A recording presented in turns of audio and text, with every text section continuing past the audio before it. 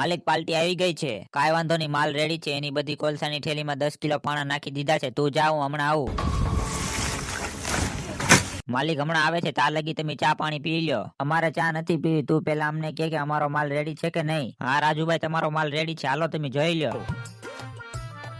આ માલના લાકડા છે, જો આનાથી અમે કોલસો બનાવી છીએ. કોઈ 2 નંબરનો કોલસો નથી, જોઈ લ્યો તમે. ઈ તો કોલસો જોઈને ખબર પડશે કે કોલસો 1 નંબર છે કે 2 નંબર. આવી જાવ, આ રહ્યો તમારો માલ, જોઈ લ્યો હરખી રીતે. આવો કોલસો તમને આખી દુનિયામાં કાંઈ નહીં મળે.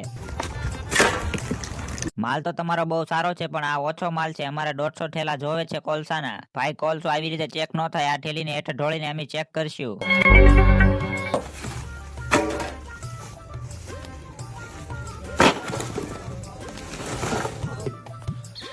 માલિક, આ તો આખી થેલીને હરખી રીતે જોવે છે. માલિક, તમે નાખેલા પાણા નો આવી જાય આની હાથમાં. આરામથી ચેક કરો, કાંઈ ઉતાવળ નથી. ત્યાં લગી અમે ચા નાસ્તો લેતા આવી તમારી હાટુ. માલ તો 1 નંબર છે. હાલ હવે ડીલ ફાઇનલ કરતા આવી.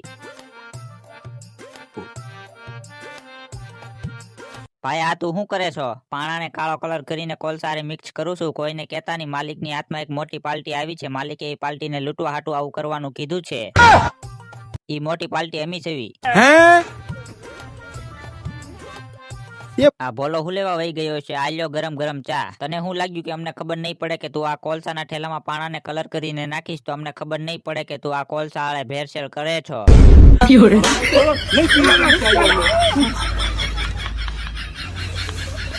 ભોલે